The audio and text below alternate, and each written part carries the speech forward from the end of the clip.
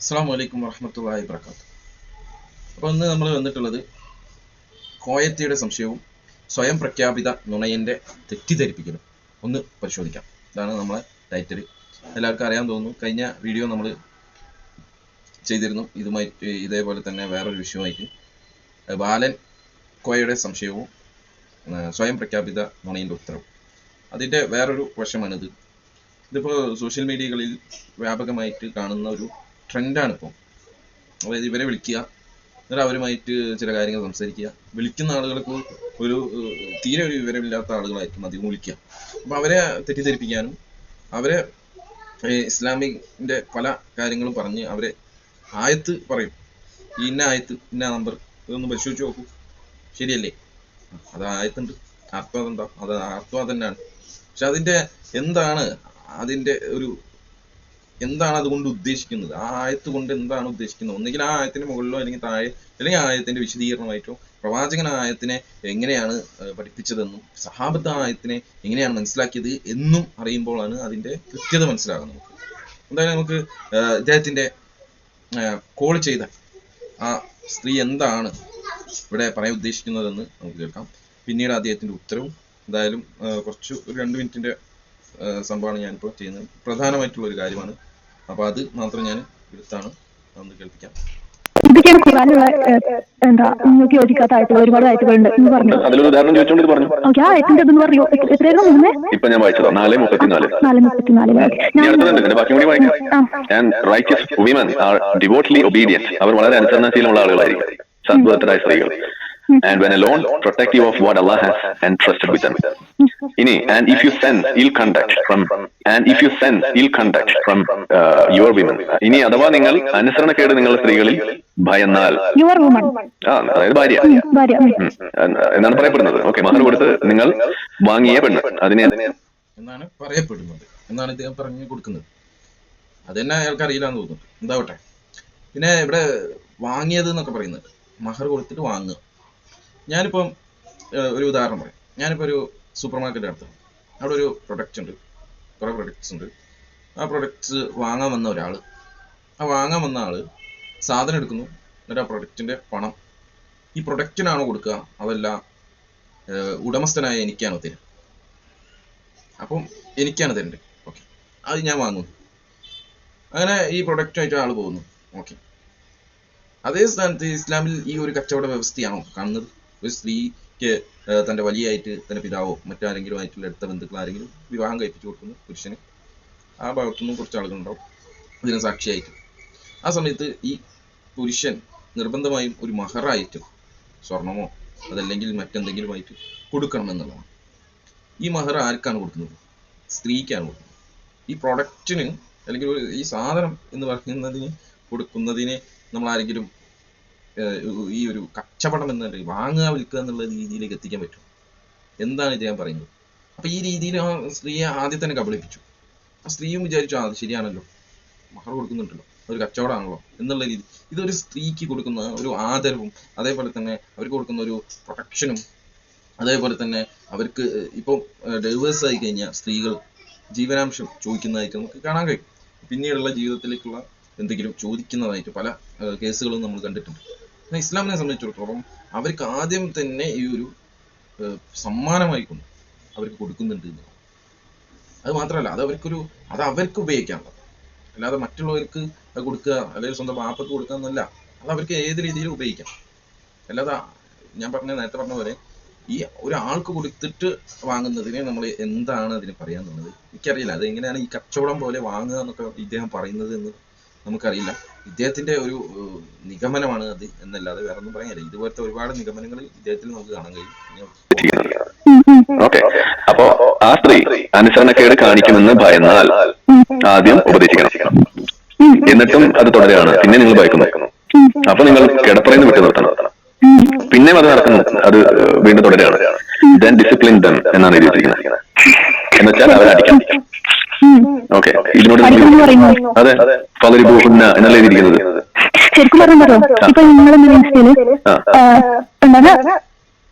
അടുത്തേക്ക് നമുക്ക് കിടക്കാം. ആദ്യം ഇതൊന്ന് പരിശോധിക്കാം. അപ്പൊ ഇവിടെ ഖുർആനില് ആ സൂക്തം അത് ഇങ്ങനെയാണ്. അതായത് ഇവിടെ അല്ലാഹു സുബ്ഹാനഹു വ തആല പറയാണ് സൂറത്ത് നിസായിലെ 34-ാമത്തെ വചനമാണിത്.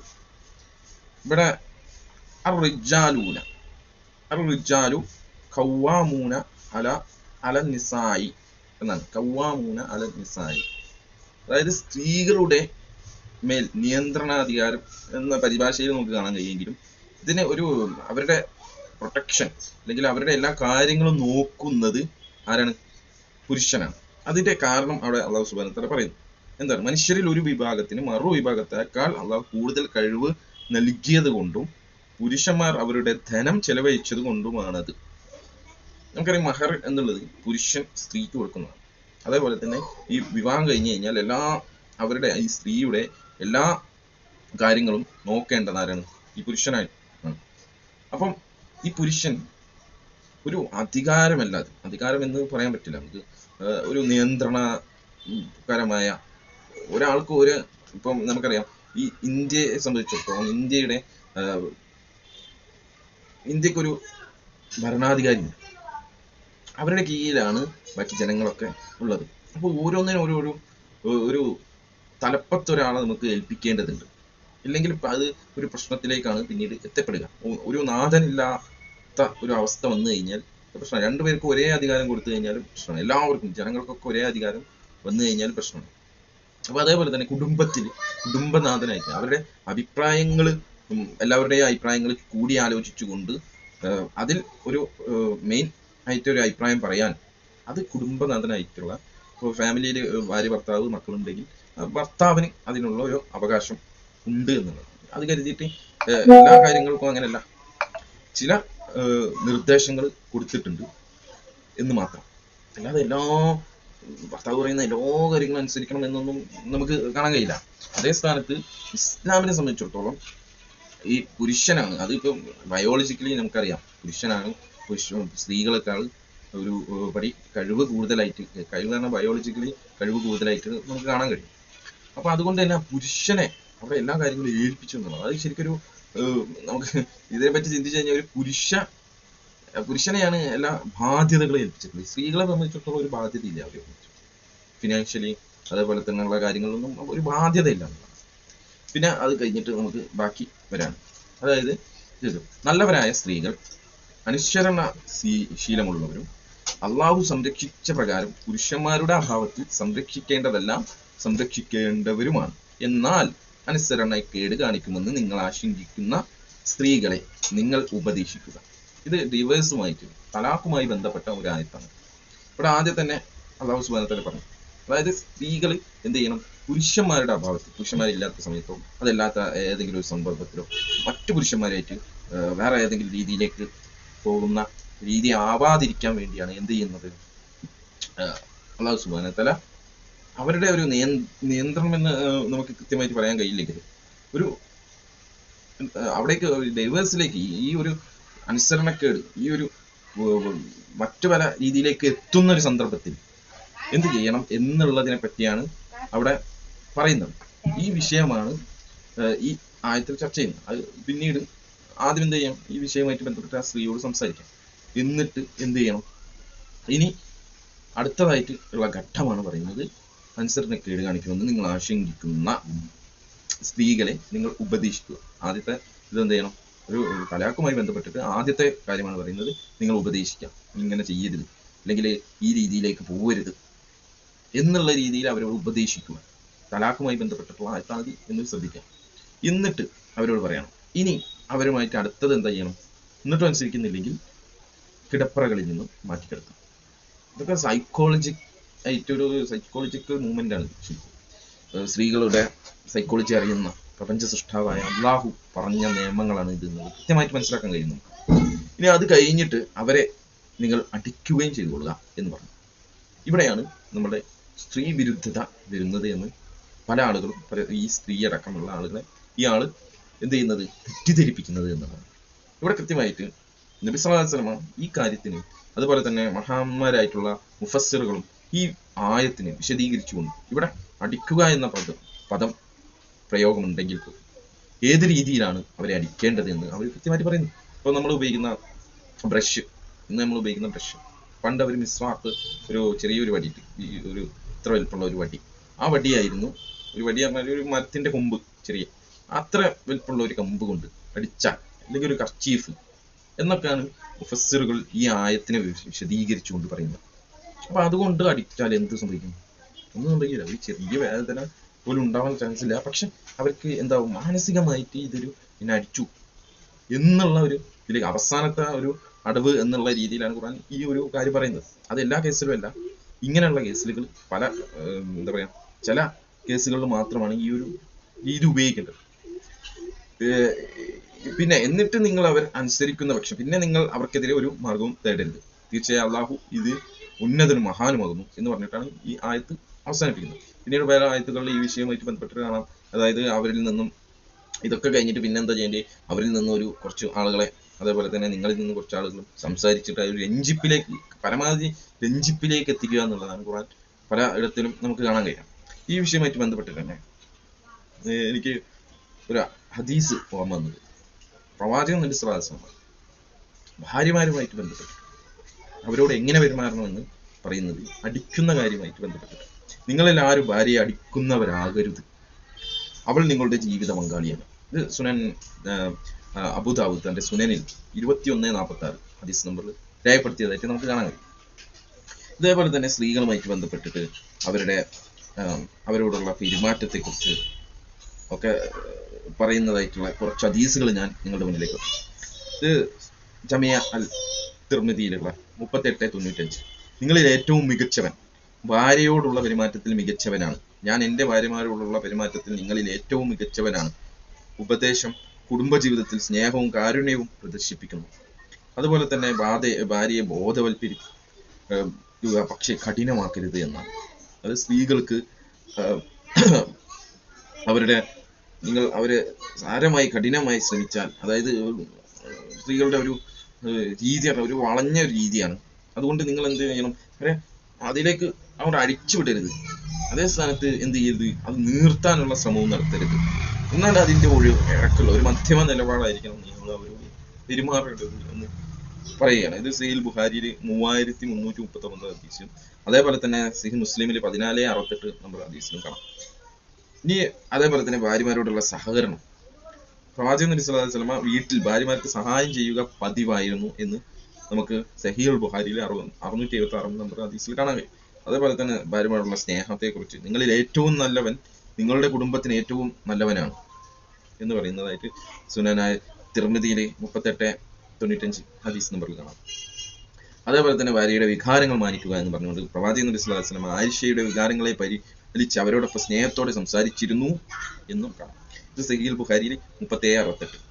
അതേപോലെ തന്നെ ഭക്ഷണവുമായിട്ട് ബന്ധപ്പെട്ടിട്ട് കാണാൻ കഴിയും. പ്രവാചകൻ നബി സ്വല്ലല്ലാഹു അലൈഹി വസല്ലം പരിപുഷ്ടമായ സ്നേഹം പ്രകടിപ്പിക്കാൻ ഭാര്യയുമായി ഭക്ഷണം പങ്കിടുകയും ഒരേ നാണയത്തിൽ നിന്ന് ഒരേ പ്ലേറ്റിൽ നിന്ന് തിന്നുകയും കുടിക്കുകയും ഒക്കെ ചെയ്യാറുണ്ട് എന്നുള്ളത് നമുക്ക് സുനൻ നസായിൽ 3404 ഹദീസ് നമ്പറിൽ കാണാൻ കഴിയും. ഇവിടെ നമുക്ക് ഇതിൽ നിന്നൊക്കെ ഒരുപാട് ഹദീസുകൾ ഈ വിഷയമായിട്ട് ഭാര്യമാരോടുള്ള പെരുമാറ്റത്തെക്കുറിച്ചും, നിങ്ങളിൽ ഏറ്റവും നല്ലവൻ ഭാര്യയോട് നല്ല രീതിയിൽ പെരുമാറുന്നവനാണെന്നും, അതേപോലെ തന്നെ നിങ്ങളിൽ ഏറ്റവും ബെടക്ക് അല്ലെങ്കിൽ തീരെ ശരിയില്ലാത്ത ആള് ഭാര്യയെ അടിക്കുന്നവനാണ് എന്നും പറഞ്ഞിട്ട് നമുക്ക് കാണാൻ കഴിയും. അപ്പൊ ഇതൊരു എന്താ പറയാ, പൊതു നിയമമല്ല, ഇതൊരു ഡൈവേഴ്സിലേക്ക് എത്തുക, അല്ലെങ്കിൽ ആ ഒരു രീതിയിലുള്ള ഡൈവേഴ്സിലേക്ക് എത്തുക, അതിലൊക്കെ പ്രയോഗിക്കേണ്ട, അതും ഏത് രീതിയിലുള്ള അടിയാണെന്നും ഒക്കെ ഞാൻ പറഞ്ഞു.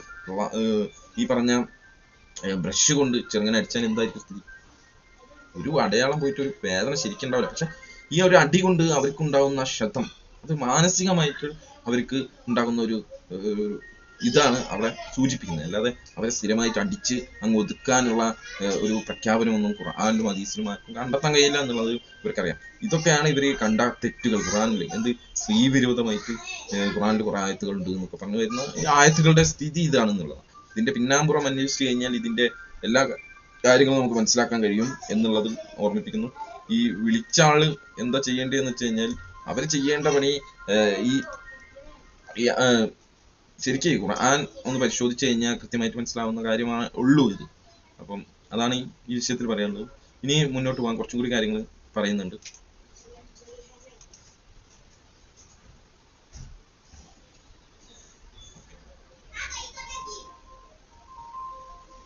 സൗണ്ടിന്റെ ഒരു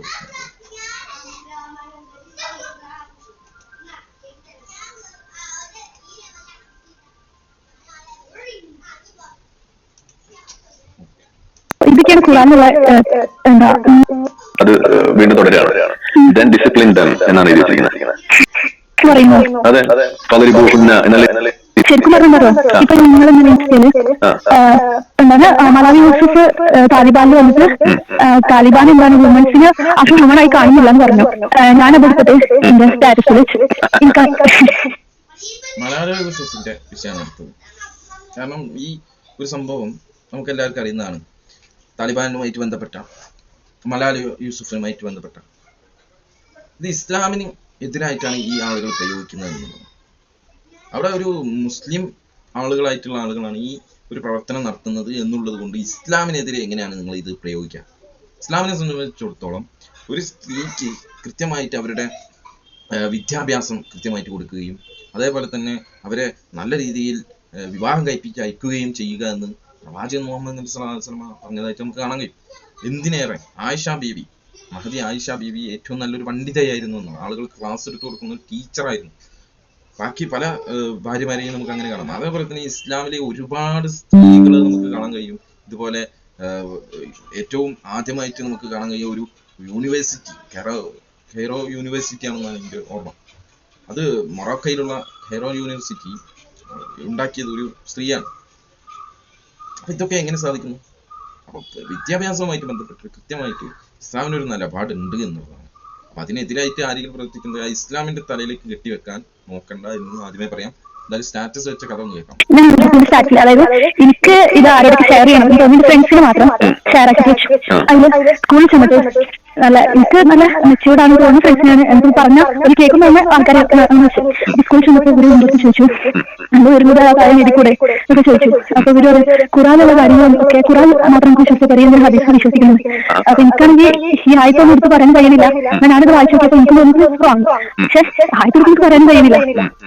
അതെന്തുകൊണ്ട് പറയാൻ കഴിയുന്നില്ല എന്നുള്ളത് നമ്മൾ കൃത്യമായിട്ട് മനസ്സിലാക്കണം. കാരണം ഇപ്പോഴത്തെ ഈ കുട്ടികളെ സംബന്ധിച്ചിടത്തോളം ഖുർആൻ മുഴുവനായിട്ടൊന്ന് വായിച്ച് ഒരു ആവർത്തി വായിച്ചിട്ട് വേണം ഈ ആളുകളായിട്ടുള്ള ഈ സ്വയം പ്രഖ്യാപിത, ഞാൻ നുണയനാണ്, നുണ പറയും എന്ന് പറയുന്ന ഈ സ്വയം പ്രഖ്യാപിത നുണയന്റെ അടുത്തേക്കൊക്കെ കോളിനും അതേപോലെ ഇവരുടെ വീഡിയോസ് ഒക്കെ കേൾക്കും മുന്നേ നിങ്ങൾ ആദ്യം ചെയ്യേണ്ടത് എന്താണെന്ന് വെച്ചാൽ ആദ്യം ഖുർആൻ ഒരു ആവർത്തിയെങ്കിലും അതിന്റെ പരിഭാഷ അടക്കം ഒന്ന് വായിച്ചു നോക്കുക.